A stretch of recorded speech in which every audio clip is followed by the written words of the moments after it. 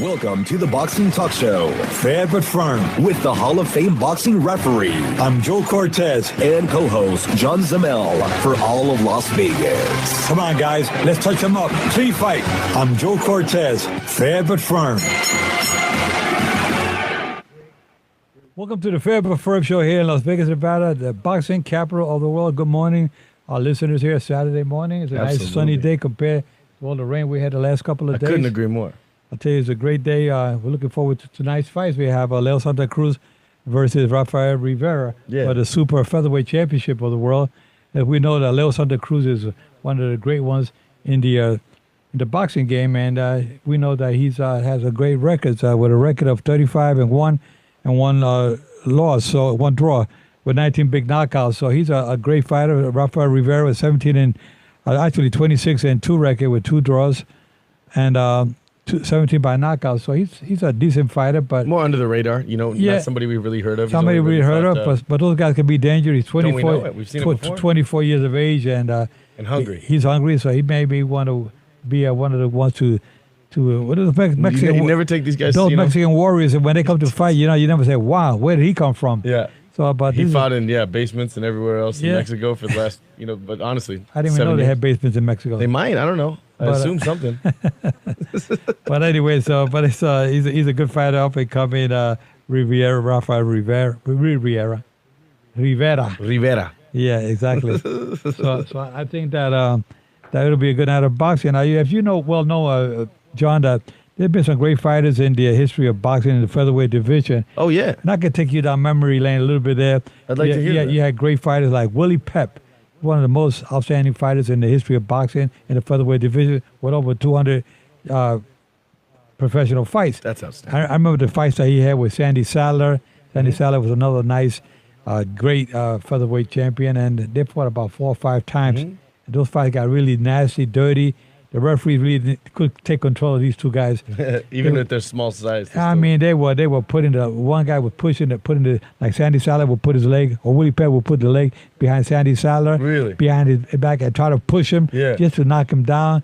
I mean, it got really nasty, the lacing with the gloves, head buzz, everything. Really nasty fights. If you can watch those fights on YouTube, you'll see what I'm talking about. Sandy Sadler and Willie Pep. They must have fought about 4 or 5 times. Anyway, it was a great fight.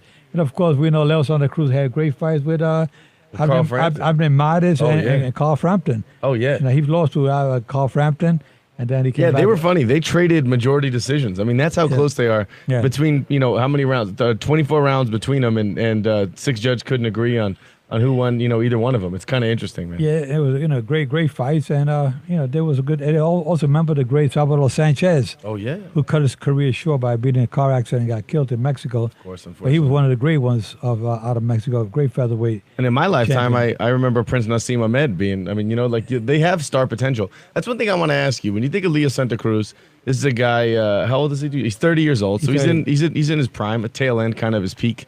Yeah. And but that's when people are usually the most they've gained the most of their fans. And I see him, and I know guys that really like Leo Santa Cruz. I know guys that he's their favorite fighter. He's super exciting, incredibly charismatic. He smiles the whole time. He's dominant and fun, but he doesn't. Why isn't he bigger?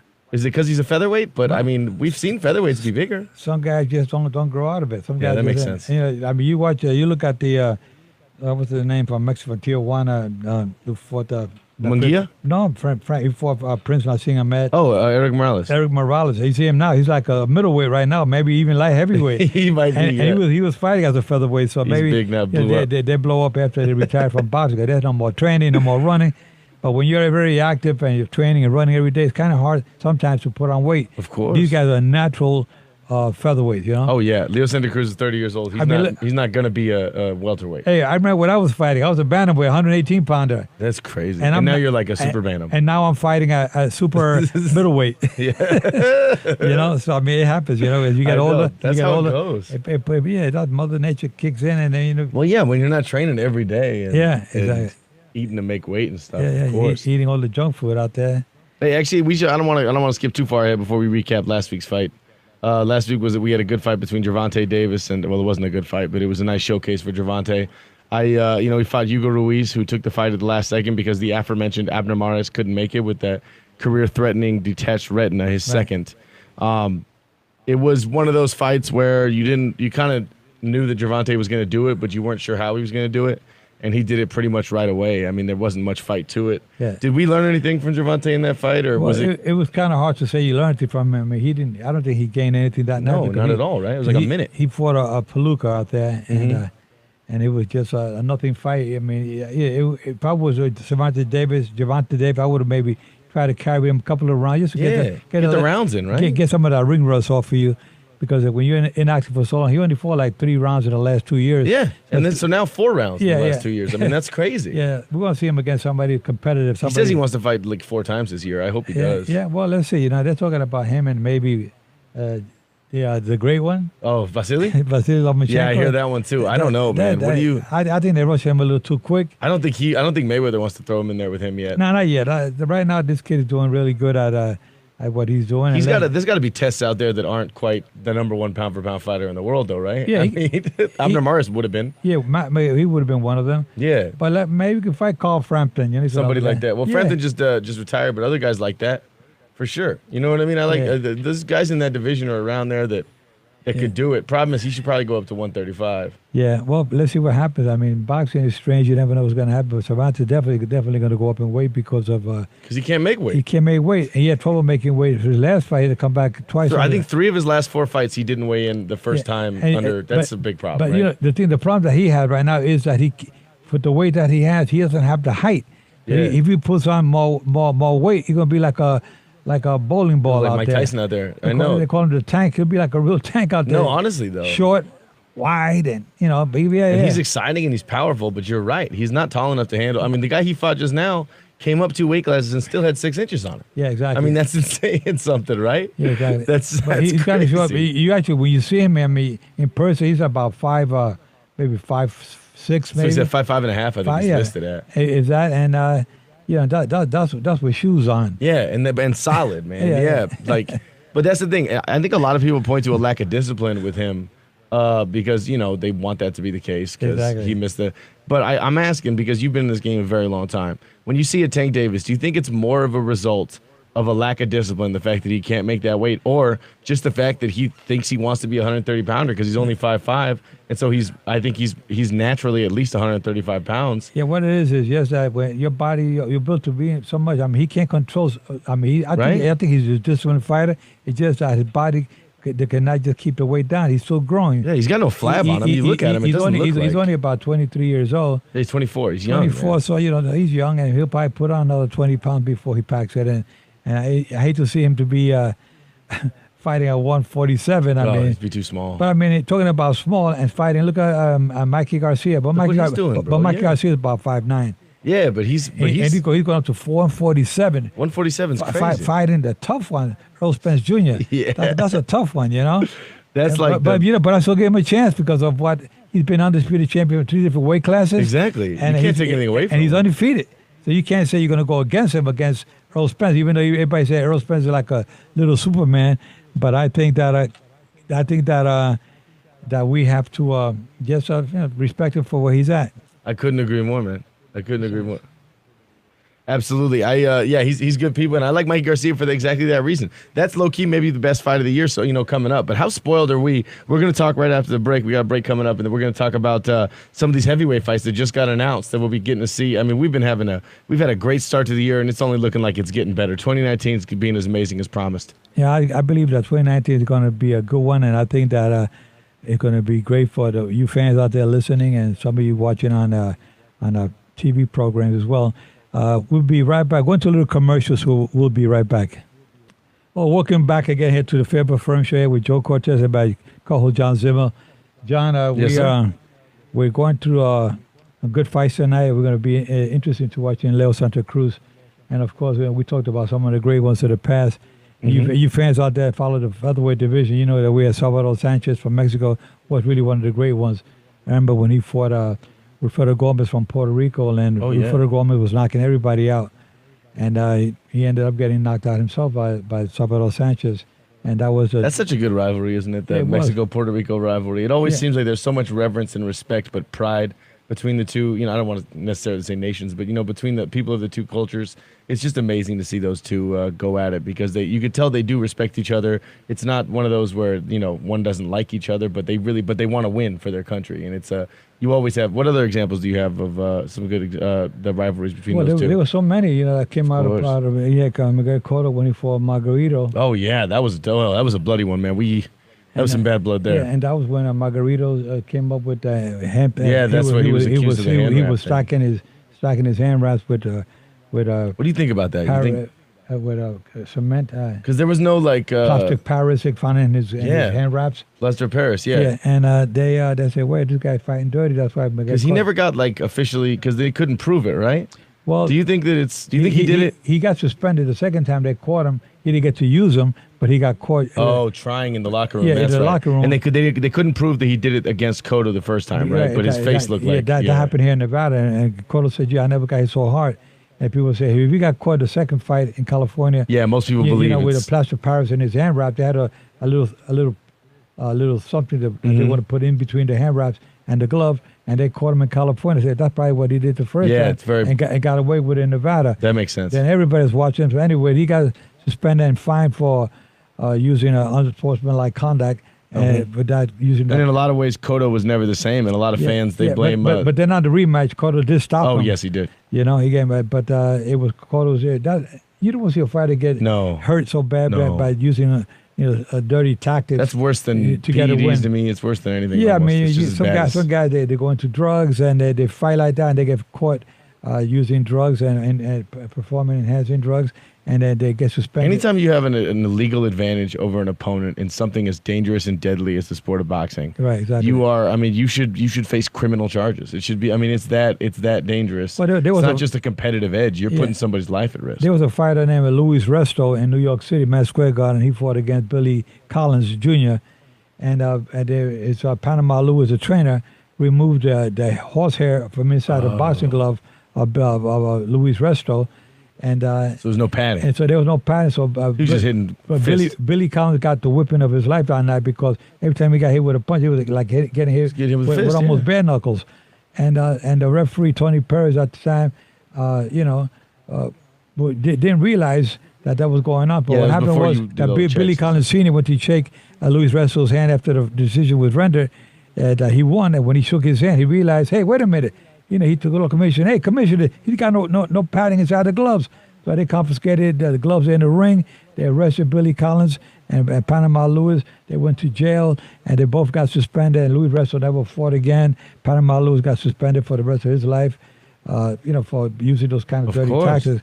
And was there any criminal charges there? Well, yeah, of course. So they ended up going to jail. And what happened was that Billy Collins got so upset, he was so depressed with that loss, he ended up getting he was drunk one night, was driving, and ended up killing himself in a car. Oh God! And all because of what happened prior to that when he had that fight in Madison Square Garden. Yeah. So these are the kind of dirty things that we don't have to see in boxing. It's a big black eye for boxing. Exactly. That's why the commissions have these inspectors working the corner. You see the guy with the burgundy jackets in the corners working. They work those corners just to monitor to see that, make sure nothing goes wrong in those corners. Sometimes they may put something illegal, give the fighter something illegal between rounds. Oh yeah. Or they may apply something to their skin or their body.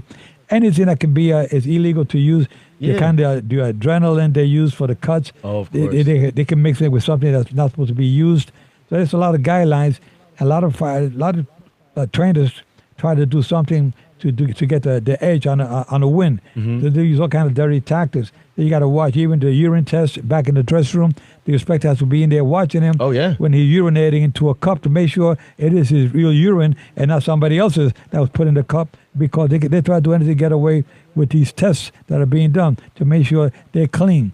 This is done sometimes before the fight, but for sure it's mandatory for the main event. After the fight, it's random checks for a preliminary fight, but mandatory for main event fighters to get a urine test to make sure that there's nothing that they administer during the fight or prior to the fight. And there's more at stake in boxing for that reason, because it's not, no offense to any other sport, but it's like, this isn't Deflategate. You know what I mean? This isn't a ref that had a money on that. This is people's lives every single time. We've seen too many examples of how something can go wrong in boxing, and if you have a competitive edge that's putting somebody else, another competitor's life at risk. Absolutely. That's a really big deal. It's big, and it's not good for boxing. Like I said, it's a big black eye for boxing, and people think that the game is fixed. And there are a lot of things that happened back in the day with Frankie Carball. He was involved with the mafia. He ran boxing and had boxing under control, and so many fights were fixed back then until he got caught and ended up going to jail for tax evasion or whatever, tax fraud. But anyway, he got caught and they fixed up some fights. And these guys come in. Rocco will come into a room and tell the fighter, "Hey, listen, man, and Bruno's outside the door waiting with a baseball bat, and say, you got to take a dive tonight. Yeah, tonight's not the night. That's back in the 40s and 50s, but those days People watch movies, they think it's still like that. Exactly, you're right. They don't think the game is so fixed. And sometimes we have these controversial decisions. Yeah. The people think that the fans, that the judges and the referees were in the pocket of the promoters. That's what they really think. Or the fights they were fixed, but it's not the case. Not anywhere near like that. I think sometimes it's just really hard to score a fight. Yeah. And when you're between two guys, like when you have a really tough round, there's half and half. Yeah. And then you go, and then you, it's like, it could go either way. You kind of end up siding with the A side. That's how it happens the most of the time. And then eventually over the course of 12 rounds, they're going to get an advantage there. So if you have a tight, tough fight, the A side usually ends up getting the win, and that's boxing. That's what makes upsets so incredible. That's what makes Buster Douglas versus Mike Tyson, or Ali versus Foreman, or a million other examples. That's what makes upsets so amazing, is to see the A side go down. Exactly. Hey, Fred, we're going to continue with this conversation. We're going to go to a brief commercial. We'll be right back. Okay, welcome back again to the Fair but Firm Show here with Joe Cortez and my co-host John Zimmel. We are really just about wrapping up the show. We have about another 5 minutes or so to go, but before we wrap it up. Actually, so we're going to talk a little bit about memory lane. About some of the great fights of the past. We talked about Mike Tyson. We're going to say something about the heavyweight division, where Anthony Joshua fighting Jerome Miller. They call him Big Baby. Big Baby Miller. Big Baby Miller. He's fighting. That's going to fight June 1st, right? June 1st, and it's going to be taking place in Madison Square Garden, New York City. That's a big deal. Yeah, the Mecca of boxing, they call it. Yeah, absolutely. And then we got, because that's what they do to each other, because it's hilarious, Fury and Wilder are going to be announcing their all the details of their bout, which we know most of them. It'll probably happen in New York, and it'll probably happen either at the end of April, beginning of June. But we'll find out Monday about that. And if you want to hear us, if it happens before our Showtime Monday, then we'll be announcing it then. Yeah, we'll also be on the Fair but Firm show on radio. The online. You go on your line, look at the Joe Cortez on Tuesday. The Fair but Firm is on Mondays. Absolutely. You can catch us on iTunes. You can catch us on SoundCloud, on Spotify, on audioboom.com. You can see us on YouTube on the Joe Cortez or the Fair but Firm channels.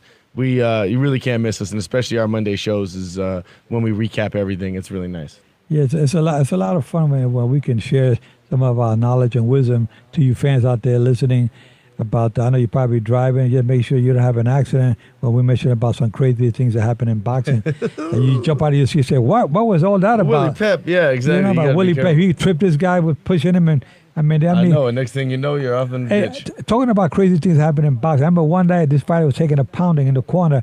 The referee was just about to stop it, and the mother came up. A mother, was saying, she climbed into the ring and took her shoe with the heel and started hitting the fighter who was beating her son. She was hitting him in the back of the head with the heel. Oh my God, that was crazy. Do you remember how that ended? The guy refused to continue fighting. Yeah. And the guy whose mother attacked with the shoe, he won the fight. Unbelievable. Because the other guy got disqualified because he refused to go back in there. I would have gave the decision to the mother, by technical knockout. TKO. Man, by technical knockout, man. Yeah. There's some crazy things that happen in boxing. Talking about crazy things happening. How about the fan man when Evander Holyfield was fighting Riddick Bowe here in Caesars in Las Vegas, the Caesars, and the outdoor arena where the fan man came flying into the ring with a big fan on his back and a parachute, and they kicked his butt out of the ring. They interrupted the fight for 27 minutes. That's a fight that Riddick Bowe lost because I think the judges, maybe they were not. They lost track where they were when the only one he lost, right? Of those three? That's the only fight that Riddick Bowe ever lost. Correct. Yes, I'm sorry. Yeah. He was undefeated up until that night. So they fought the first time, of which I was a referee, when Riddick Bowe won the heavyweight championship from Evander Holyfield. The second one's a fan man that Holyfield won on the split decision. Wow. And then the third one, which I referee as well, again, Riddick Bowe regained his If the Fan Man fight championship. never happens, how does history remember Riddick Bowe? If he ends up undefeated, 2 fights, 2 wins over Evander Holyfield, I mean, how does history remember him if he never lost that fight? Well, they're going to remember him as one of the good ones. Not great, but he was one of the good ones in the heavyweight division. If he retired undefeated, do you think that we remember him differently? Well, I would say even that one loss didn't really tarnish his career because it was a Fan Man interruption. Yeah, that's what reminded. That's what everybody going to remember. He lost on that to Fan Man. Yeah, exactly. So actually, he lost to the Fan Man. Yeah, really more than anything. Yeah, but it was the Fan Man lost to the crowd. Yeah, he got his ass beat back by a ringside. They were hitting him. Everybody was. I mean, some of the cornermen would hit him with cell phones. Where they had the brick phones. Oh no, the brick phone, not the little one. The worst thing I can the brick phone. They were hitting this guy. Oh, wow, they took him out on a stretcher, you know? It looked like he got knocked out that night. God. But not by the fighter, but by the fans. Yeah, exactly. But I'll tell you, boxing is so strange. You see the craziest things happen. Yeah, I miss outdoor fights, by the way. I know they still do them in the around the schoolyards. country. In the schoolyards, they do them. But do you think when we get to Raider Stadium, we'll have any fights there? We'll probably have a big fight with the fans. That'd be cool. Yeah, probably big fight. Yeah, you're right. There's going to be a lot of fights. It's going to be a big arena for boxing, that's for sure. You got probably have some of the largest crowds in. That'd be really boxing. cool, right? You can do that now. I mean, T-Mobile holds a good 25,000. MGM holds close to about 20,000. Is that capacity there? Yeah, but the Raiders fans, Raiders Stadium, going to hold about a good 55,000. We still won't be the biggest in boxing history. Hey, just out of curiosity, what is the biggest in boxing history? Well, the one that I referee was Julio Chavez and Greg Haugen, 136,000 fans in Mexico City, Azteca Stadium. It was as far as I can see to the left and as far as I can see to the right. I'm in the middle. And so Chavez is fighting Greg Haugen from Henderson for the super lightweight championship, 140 pounds. And I said to myself, boy, I hope that I don't want to take any sides yet, but man, I can just see myself disqualifying Chavez or counting him out. I can see me being lynched in the middle of the ring. Yeah, by the fans. That's dangerous. Brother. Yeah, absolutely. But yeah, that was boxing. That was the good old days when all these fighters came about. And you fans out there, when we take you down memory lane, we're talking about those crazy things that happened in boxing. And of course, I remember when Buster Douglas knocked out Mike Tyson. Hey, that was the 20-year anniversary, 29-year anniversary was today. This week. This week, yes. And it was a fight to be remembered because Tyson was a 40-1 favorite, and the underdog ended up knocking Mike Tyson out that night.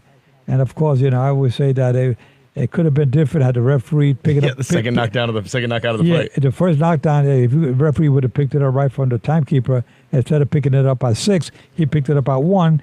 And that was the difference because Tyson would have been the champion by knockout that night, but by the referee making that error, ended up that Buster Douglas got back off the canvas. The bell sounded it. He went to his corner, came back a couple of rounds later and knocked out Tyson. But that's one of those boxing. things, right? Stuff happens in boxing. Yeah. Things like that happen in boxing. So you fans know out there that same thing is like that in life. If you're not careful, if you bring your guards down, you're going to get hurt. You're going to get knocked down. Ain't that the truth? But I say, a real good champion is like Tyson. He got knocked out, but you know what? All good champions get up and keep going forward and became champion again. And that's in the real world, in life, that's the way it is. If we follow those steps of fighters, we learn a lot that a good champion get knocked down, but will get up and win. I couldn't say it better myself. You're a loser when you stay down. When you stay down, but only because you lose doesn't mean that you're a loser. That you lose, you lose when you quit. Mm-hmm. Yeah, that's when you're a loser. So I believe in. I got my friend John Pearson who knows what I'm talking about when I say that. Yes, he does. You when you lose, you're not a loser when you lose. You're a loser when you quit. Mm-hmm. Okay. He's gonna kick that cold too. And Shayna is back up. She said, "You got to keep your guards up at all times. Make sure we win at all times. And remember, in real life, keep your guards up at all times. And remember, I'm fair but I'm firm. Touch him up."